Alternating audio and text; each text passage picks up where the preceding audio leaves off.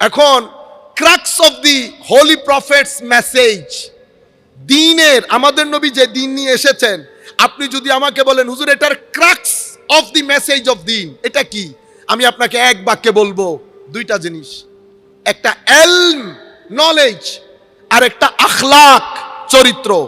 এই দুইটা হচ্ছে ক্রাক্স অথবা সেলিয়েন্ট feature of the message of holy prophet সাল্লাল্লাহু আলাইহি ওয়াসাল্লাম। সেই কারণে আল্লাহ আমার নবীর সব কিছুই মহান, কিন্তু দুইটা জিনিসকে আল্লাহ মহান বলেছেন।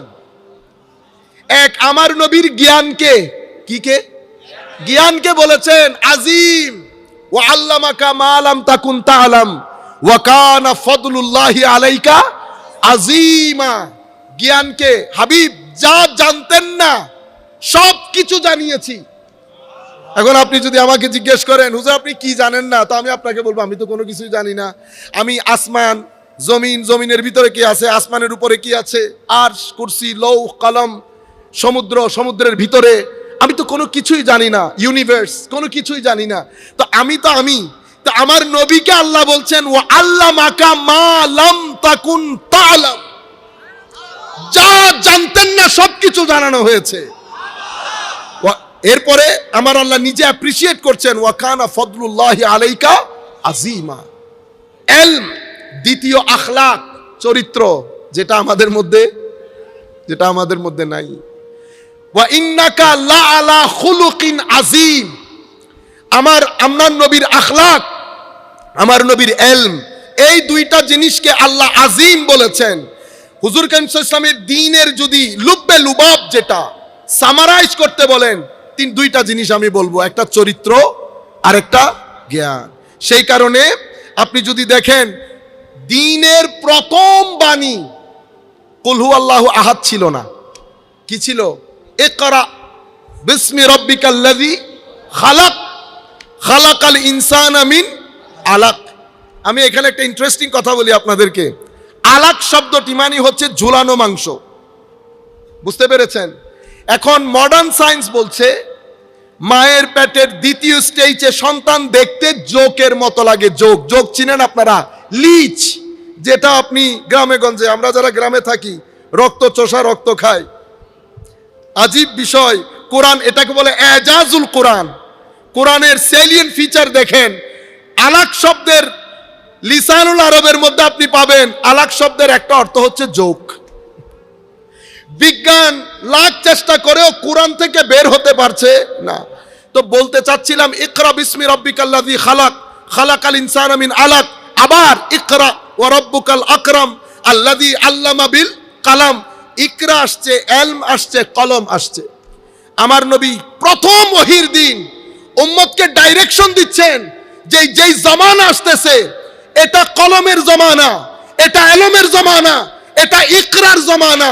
তুমি যদি এই তিনটা জিনিস রেখে দাও তো কোরআনকে মুজিজা হিসেবে সমাজের মধ্যে প্রেজেন্ট করতে পারবে না।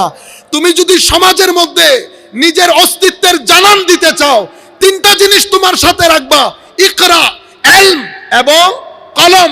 আর যদি তুমি এটাকে এফেক্টিভ বানাতে চাও, রাতের সিজদা দিবা। আরো এফেক্টিভ বানাতে চাইলে আমি নবীর আখলাককে ধারণ করে সিবগাতুল্লাহর রূপ ধারণ করবা।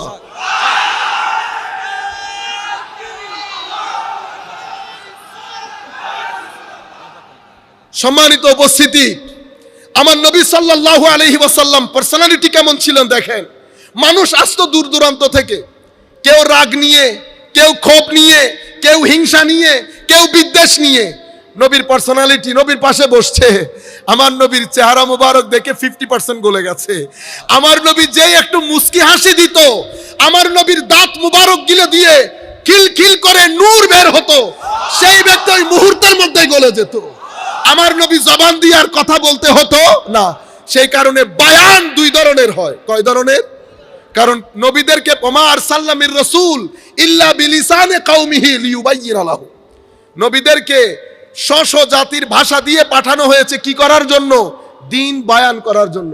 তো ইয়া রাসূলুল্লাহ আপনি চলে গেলে বায়ান কে করবে? আমার উম্মতের আলেমরা করবে। উম্মতের আলেম তিন ধরনের, আসহাবুর রিওয়ায়া, আসহাবুদ দেরায়া, আসহাবুল মুজাহাদা ওয়াল মুশাহাদা। বয়ান দুই ধরনের হয়, একটা বয়ানে কালি আর একটা বয়ানে হালি। বয়ানে কালি আমরা যারা নামাজ দোয়া সিজদা নাই তারা করি জবান দিয়ে, বলতে বলতে বলতে হঠাৎ করে একটা মানুষ নামাজে যায়, একটা মানুষ নামাজে যায়। কেন আমার ভাইরা? একটা হচ্ছে ভিতরে নূর রেখে চোখ দিয়ে দেখে জবান দিয়ে কথা বলা। যখন কারো ভিতরে কোনো মানুষ আল্লাহর কোনো আলেমে রাব্বানি যারা, তারা কি করেন? শরীর পবিত্র করেন, কাপড় পবিত্র করেন, চোখ হাত নাক গলা এগুলা পবিত্র করেন, অতঃপর কলবের বর্তন পবিত্র করেন।